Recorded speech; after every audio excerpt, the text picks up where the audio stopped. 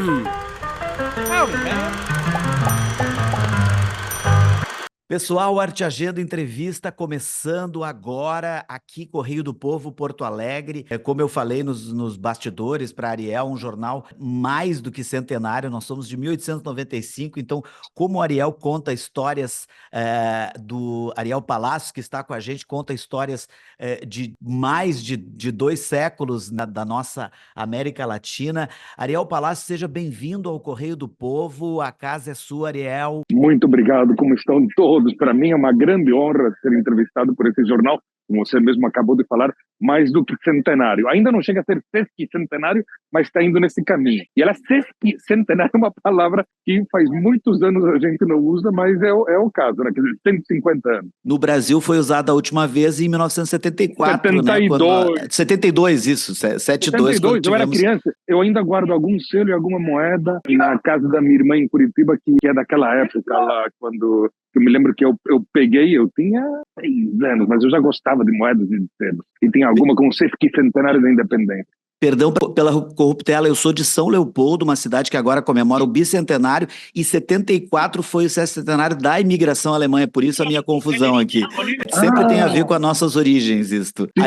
Ariel, é importantíssimo nós falarmos, tu falaste fora do ar aqui que estava num local e uma pessoa te reconheceu, te abordou e tu já estava fazendo um jabá desse livro que eu considero obrigatório para qualquer aula de história das Américas, qualquer aula da história viva, né? Não aquela história contada, aquela história pasteurizada, mas a história que se revisa, que se olha.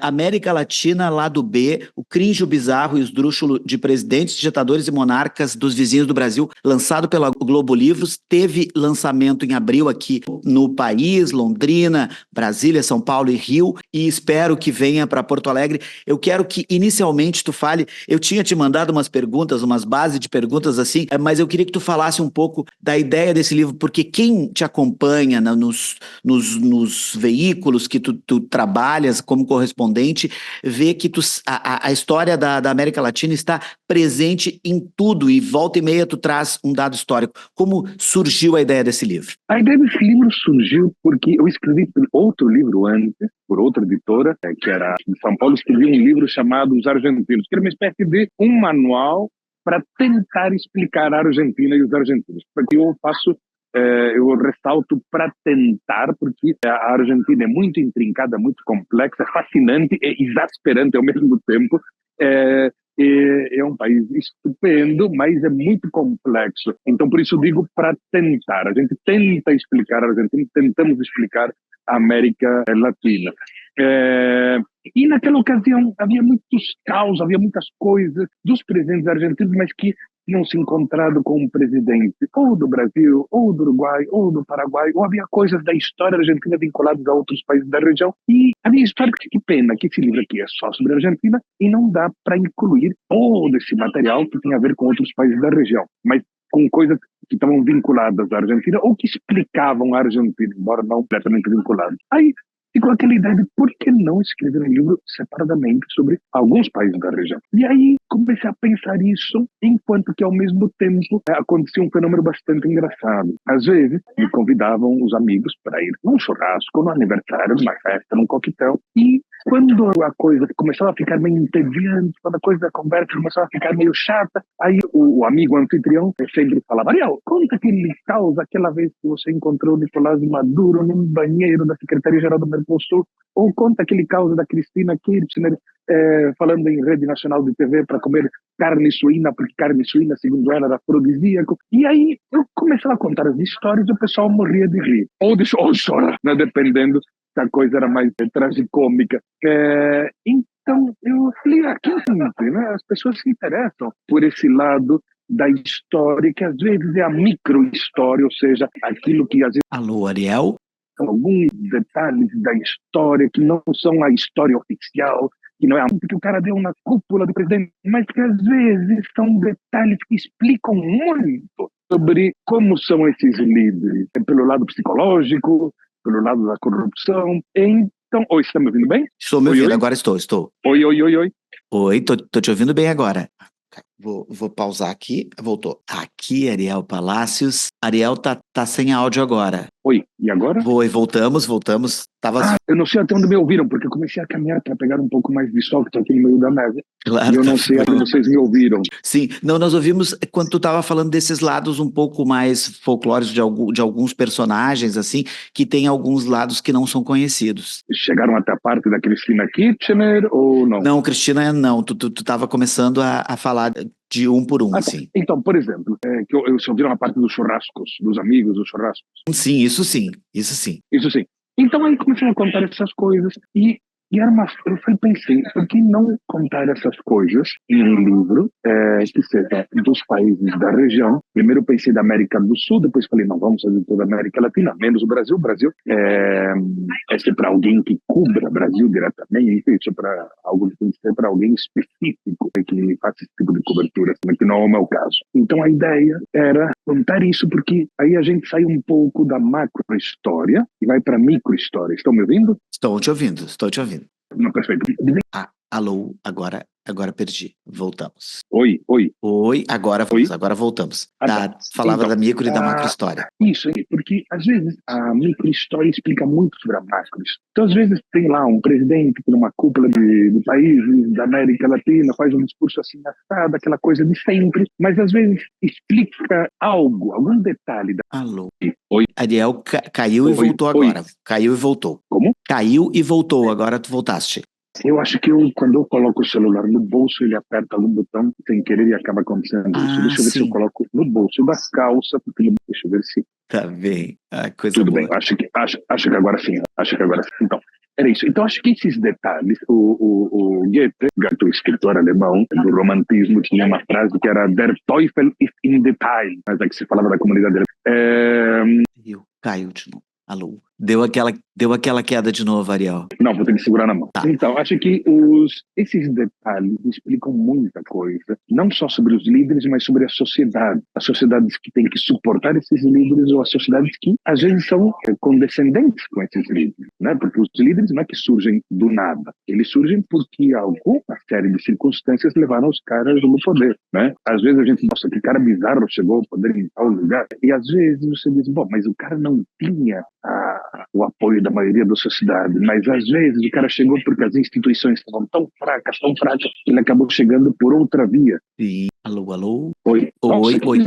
Cortando. Tá cortando. Então, eu não me mexi no lugar, estou exatamente no lugar. Perfeito. Então, eu achei que valia a pena contar isso sobre cada país da Hispanoamérica e decidi incluir na Hispanoamérica a ex-Guiana inglesa, Guiana, e o Suriname. Eu também decidi incluir, mesmo não fosse Hispanoamérica. E também que era uma forma de mostrar ao Brasil, porque no Brasil a gente muitas vezes faz uma espécie de autoflagelação psicológica, dizendo não tem país mais corrupto que o Brasil, não tem país mais surrealista que o Brasil. Não é nada disso, tem país tremendamente mais corrupto que o Brasil, e o pessoal às vezes fica surpreso em saber que tem país muito mais esdrúxulo que o Brasil. E olha que o Brasil tem sido fecundo em coisas bizarras na última década, mas não necessariamente é o mais esdrúxulo da América Latina. Então achei que era importante contar essas coisas em um livro e que talvez faça com que cada leitor se sinta estimulado a aprofundar seus conhecimentos ou sobre a América de forma geral ou sobre alguns desses países que citam nos diversos capítulos. E é também uma forma de você ver que certos malucos ou certos aproveitadores ou certos populistas, sejam populistas de centro, direita ou esquerda, como eles tiram proveito da sua sociedade. O Ariel tem uma coisa interessante que é assim, se a gente for parar para ver o século XX, acho que a gente conhece boa parte assim dessas idas e vindas, como se diz, de ditadores, de generais, mas quando vai para o século XIX, aí a imensa maioria, assim, a não ser historiadores e jornalistas que pesquisam, não conhecem, e aí vem alguns exemplos que eu falo, por exemplo, do general Santana, lá do México, ou do Manuel Melgarejo, da Bolívia, alguns caras que a gente sabe de um pouco deles, mas normalmente quando vem essas histórias agora, como aconteceu ali do governo Arce ali na Bolívia, tu ou algum outro historiador ou jornalista traz essas histórias desses caras, e é isso que eu ia falar, que que talvez um grande mérito do teu livro é trazer histórias que pouquíssimo se falaria em livro, como destes livros aqui no Brasil, em língua portuguesa, como desses personagens do século XIX, ou dessas épocas que a gente não tem tanto foco sobre. Alô, alô, alô. Deu uma outra quedinha, Ariel. Voltamos. Oi. Oi. Então, eu ouvi a tua pergunta. Quando eu comecei a escrever o livro, eu pensei, não, vou falar primeiro só coisas bizarras desse século, século XX. Eu falei, não, mas tem muita coisa que começou no século passado e é preciso explicar um pouco mais para trás, né? Porque o Hugo Chávez chega ao poder em 99, mas ele tem toda uma carreira prévia. O peronismo é um movimento fundado em chega ao poder em 46. O PRI, no México, é um partido essencialmente do século XX, mas acaba tendo a sua crise no século XXI. Então eu falei, não, tenho que voltar ao século XX. Depois eu percebi, não, preciso voltar ao século XIX. Né? Então eu falei, não, vou fazer como todos os países, mais ou menos, da região, fizeram suas independências entre 1810 e 1828, 30. Falei, volto 200 anos no passado e pego cada país. E assim foi. Alguns países têm muitas coisas bizarras no século XIX, no século XX já tem poucas. Outros países distribuem suas bizarrices ao longo de toda a história e outros estão mais carregados de bizarrices no século XXI, por exemplo. A Bolívia tem coisas bizarras ao longo de toda a história, ao longo de 200 anos de história. O país, assim, recorde em tentativas de golpe de Estado militar, fracassado ao resto. A Argentina está bastante distribuída ao longo também da história. O Chile tem as coisas mais bizarras, muito especificamente, mais na época da ditadura militar do que em outras épocas, e no século XXI, com o presidente Pinheira.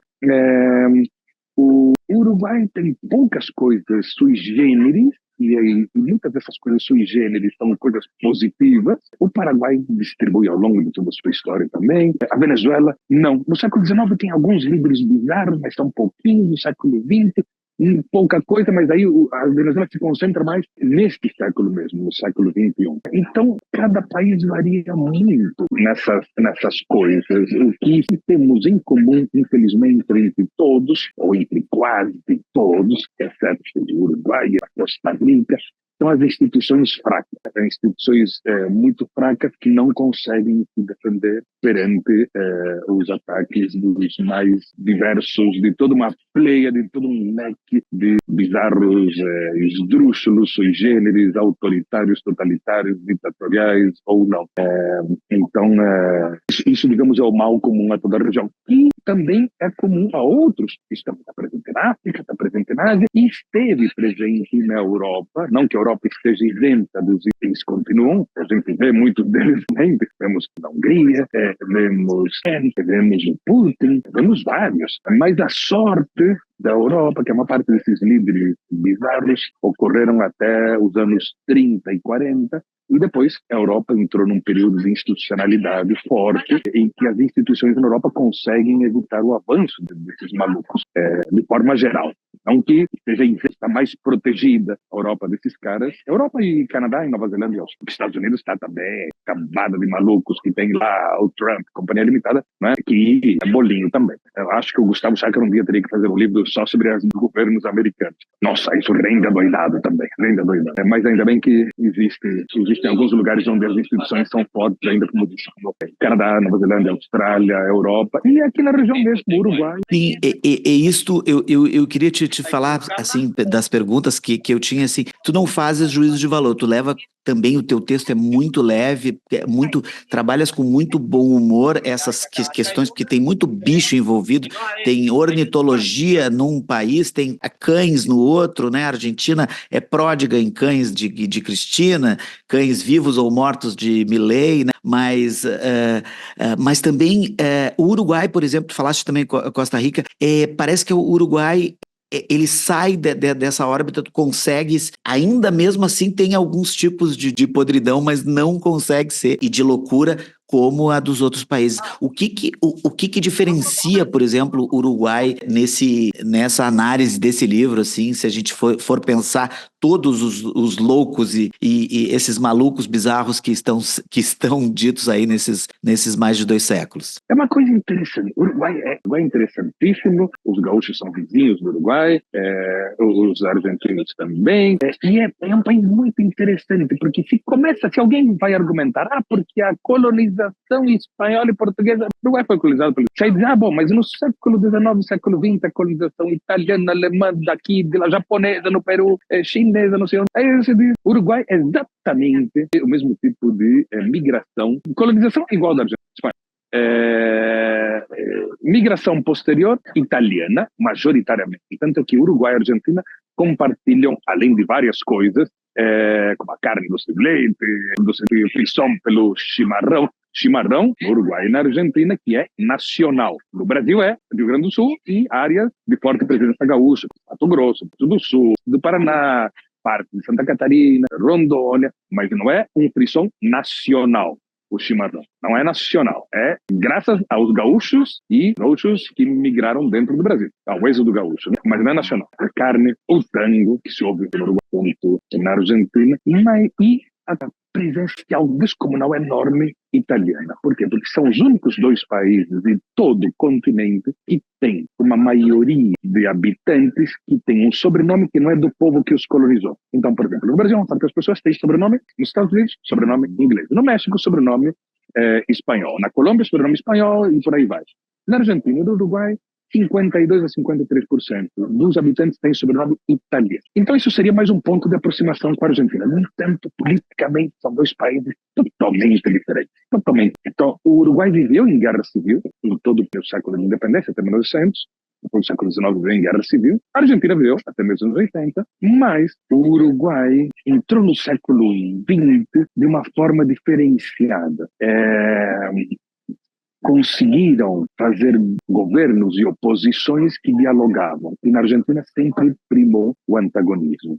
Isso que no Brasil virou a tônica dos últimos 10 anos, o antagonismo, a divisão, na Argentina existe há 200 anos. Então, na Argentina isso não é novidade. Inclusive, a divisão política brasileira dos últimos 10 anos é bolinho perto do que é a divisão política argentina dos últimos 200 anos. Na Argentina, A contra B, Z contra Y, enquanto que no Brasil, Dom Pedro II fazia um gabinete conservador, alternava com liberal, depois teve a República Velha, um café com leite, depois Getúlio que criou 2 partidos que conviviam, o PTB e o PSD, ou seja, um partido trabalhista, um partido mais da oligarquia agrária. Então, o Brasil sempre foi o país do consenso, o Brasil sempre foi muito mineiro. A Argentina não. Mas os uruguaios deixaram isso de lado e fizeram uma sociedade de muito diálogo. Isso até hoje. Por exemplo, o Lacalle Pou foi para a posse do novo presidente brasileiro, levou os líderes dos partidos opositores. E antes dele, o Tabaré havia feito a mesma coisa. Então, há alguma coisa no Uruguai. Aí tem alguém, às vezes, que diz, não, isso aí é porque é um país pequeno. O país pequeno é mais fácil de você eliminar problemas. De jeito nenhum. Existe uma pilha de países pequenos em todo o planeta, ou mesmo na América Latina, na América Central, que são países menores que o Uruguai e que vivem em golpe de Estado, vivem em confusão, vivem em antagonismo, vivem em violência. Então, o Uruguai conseguiu uma coisa diferente. E também um país fascinante porque tem um Estado laico mesmo, laico, onde as igrejas não interferem, onde ninguém quer a interferência das igrejas, seja a direita, seja a esquerda. Os conservadores e os progressistas não querem que as igrejas interfiram. Então, o Uruguai, nos edifícios públicos, escolas, hospitais, parlamento, repartições públicas, não tem qualquer espécie de símbolo religioso. Então, o Uruguai é muito civilizado nesse aspecto. E o Uruguai respeita muito a institucionalidade. Eu acho que eles padeceram tanto as guerras civis que eles viram que o diálogo era a melhor alternativa para solucionar. Os argentinos padeceram as guerras civis e eles continuam achando que a gritaria, a grosseria, o xingamento, o confronto é a melhor forma de resolver as coisas. O que a gente tem visto nos últimos 50 anos de história é que o país vai em decadência, cada vez pior. Não é uma coisa de agora, uma coisa do governo anterior, é de todos os governos dos últimos 50 anos na Argentina. Isso para fazer a conta curta dos problemas argentinos, 50 anos. Na realidade, a Argentina já vem acumulando problemas desde 1930, porque a Argentina Alô, deu um cortezinho, mas estamos contigo ainda. Oi, Oi, estamos te ouvindo. voltamos. Depois Kirchner, depois Cristina, depois Macri, depois Alberto Fernandes. 6 presidentes apenas em 94 anos completaram seus mandatos. 94 anos. Só 6 completam seus mandatos é um absurdo de pouco. Uhum. Ariel, tem uma pergunta que, se a gente for, eu sei que não vais fazer, quer dizer, talvez tu não faça. Tá me ouvindo? Deu uma quedinha aqui no Ariel, mas estamos aguardando ele retornar. Estamos entrevistando Ariel Palacios. Ariel Palacios, autor do livro América Latina, Lado B. Tá de volta, Ariel.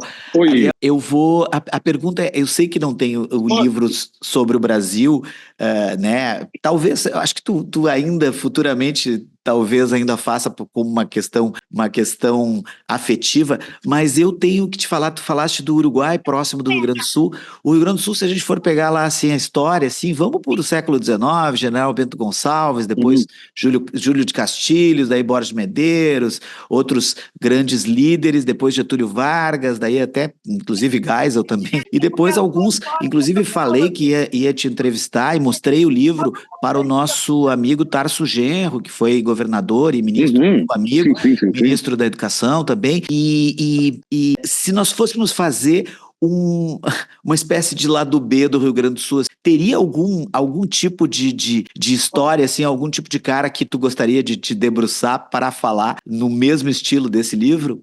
Boa pergunta. Eu acho a história do Rio Grande fascinante, mas não conheço detalhadamente, mas mesmo sem conhecer detalhadamente, eu acho que o caso do Getúlio seria um caso que ia render muita coisa, porque temos um sujeito que lidera uma rebelião, que chega ao poder, que aferra o poder, cria uma ditadura. Durante 15 anos o cara governa como ditador, dentro do qual um período mais ditatorial ainda, o Estado Novo, mas são 15 anos de ditadura. Depois é derrubado, vai embora, volta como presidente eleito democraticamente durante 3 anos. 3 anos. Era um mandato de 5 anos? Naquela época era um mandato de 5 anos, eu acho que não era 4. 5. E hoje parte das pessoas o lembram como um cara de o que é o lado bizarro é, às vezes, o lado bizarro nesse caso é como algumas pessoas se lembram dele, porque algumas pessoas se lembram dele como um cara de esquerda, sendo que o cara que botou a esquerda na cadeia, torturou. O pai dos pobres. O pai dos pobres. Era chamado. E mãe dos ricos. E mãe dos ricos. E o mesmo cara que o cara que criou o PTB e que criou o PSD. Estimulou o nascimento desses dois partidos e depois acabaram se complementando. Porque um presidente do PSD tinha um vice do PTB ou vice-versa. Né? Então a ideia era mais ou menos o que o Perón botou todo mundo no mesmo partido, o Getúlio botou em partidos separados, mas que trabalhavam. Isso aí já é bastante sui generis. Era um cara com vários filofascistas em seu gabinete, mas que depois acabou pendendo para o lado aliado. Então era o cara que havia entregue a mulher do Prestes ao Olga Benário, uma judia, né? Então, quem que entrega? Se a gente fosse perguntar, e um presidente de um país do continente Y, o cara entregou uma pessoa judia para o Adolf Hitler. Consequentemente, você vai pensar, esse cara é um fascista. Então, a lógica diria isso. Mas muitas pessoas encaram como líder de esquerda. O que é um paradoxo, como Evita Perón. Evita a mesma coisa. Perseguiu os comunistas e ajudou o Francisco Franco, o generalíssimo Francisco da Espanha, um fascista, amigo do Hitler, do Mussolini. Quase dois chegou ao poder, o Franco, na Guerra Civil Espanhola. E Evita, às vezes, como uma figura de esquerda por alguns setores hoje em dia. E, obviamente, não lembram nada de história. Então, se maluquice. Ou como Perón, que era um cara que recebeu os nazistas de braços abertos, depois foi embora para o exílio, quando foi derrubado, aí um cara que recebeu os nazistas e um cara que era simpatizante do Mussolini, logo um cara de direita, que era amigo dos Stroessner, do Paraguai de direita, que era amigo do Somoza, do pai Somoza, de direita, do Stroessner de direita, e foi também para a República Dominicana, de extrema direita, e acabou na Espanha, do Franco, de extrema direita. Então esse cara de esquerda que não é, de jeito nenhum. Mas aí no exílio criou uma guerrilha de esquerda para puxar o tapete da ditadura militar dos anos 60 na Argentina. E quando ele voltou ao poder em 73, criou uma milícia de extrema direita para acabar com a de esquerda que ele próprio havia criado, que estava dando problema para ele. Então, eu acho que o Getúlio rende algumas coisas nesse aspecto de como ele é lembrado e de algumas ações da época da presidência a ditadura dele, nos 30 e 40, que beiravam ali coisas muito parecidas ao de Mussolini, cultural, mas ao mesmo tempo o cara que estimulou a arquitetura moderna, digamos, pré-arquitetura moderna talvez, o que acontecia no Brasil, havia todo um estímulo para uma cultura que era progressista, mas uma vez falando com uma especialista em azulejos, uma carioca, que trabalhou na época do Estado Novo, ela me dizia, já muito velhinha, me dizia: Ariel, o Getúlio fazia isso como válvula de escape, para que os intelectuais pudessem ter essa válvula de escape por esse lado ali da cultura, né, dando estímulo ao progressismo cultural, enquanto que ele fechava do lado reacionário dele na parte política. Ariel, para fechar aqui, nós estamos no final da entrevista, eu estou mostrando o livro aqui, e América Latina, lado B, eu queria que tu falasse, assim, 30 segundos, 1 minuto, assim, convidasse as pessoas a ler. Esse livro está disponível, Globo Livros, em todas as livrarias do país, também por encomenda. Queria que você convidasse as pessoas a ler esse livro, porque eu acho que todos que já leram tiveram um prazer difícil de descrever, de tanto conhecimento e tantas coisas diferentes numa América Latina que parece ser, que é uma América criada, né? Um conceito de América Latina criado inicialmente pelos franceses, mas isso é papo para outra. Queria que tu convidasse as pessoas a ler esse livro maravilhoso que eu estou em mãos aqui. Eu convidaria as pessoas para que lessem o meu livro, para que sirva como uma espécie de introdução à história da América Latina, para que depois cada uma se aprofunde mais no resto da América Latina, do Brasil, esse livro, né, para se aprofundar e ver detalhes que podem ser que levem, que despertem a curiosidade para conhecer mais coisas sobre essa região, uma região que muitas vezes no Brasil achamos que nós somos os mais corruptos, os mais complexos, que como é que é a frase? O Brasil não é para amadores, mas, desculpem, mas o resto da América Latina é muito mais, que não é para amador mesmo. O Brasil acaba parecendo bem fácil perto do resto da região. Ariel Palacios, muito obrigado pelo teu tempo, pela essa entrevista, e queremos muito mais livros como esse, queremos um lançamento aqui em Porto Alegre também. Muito obrigado, sucesso para ti. Eu sei que tu tá tirando uns diazinhos de férias também, porque a gente é filho de Deus, né? Apesar de tu falaste do Uruguai ser laico, assim, a gente é filho de Deus, assim, não importa quem seja Deus, mas importa que a gente é filho de Deus, merece uns dias de férias também. Ou filho de Charles Darwin. Férias, trabalhar é preciso, mas férias também é preciso. Muito obrigado. Um grande abraço desde aqui do Rio Grande do Sul, de Porto Alegre, Luiz Gonzaga. Grande abraço, Ariel. Fica bem. Muito obrigado e força para todos os gaúchos que padeceram dos problemas climáticos dos últimos meses. Muito obrigado, querido. Um grande beijo para ti. Tchau, tchau. Obrigadão, um abraço. Tchau. Tchau, tchau.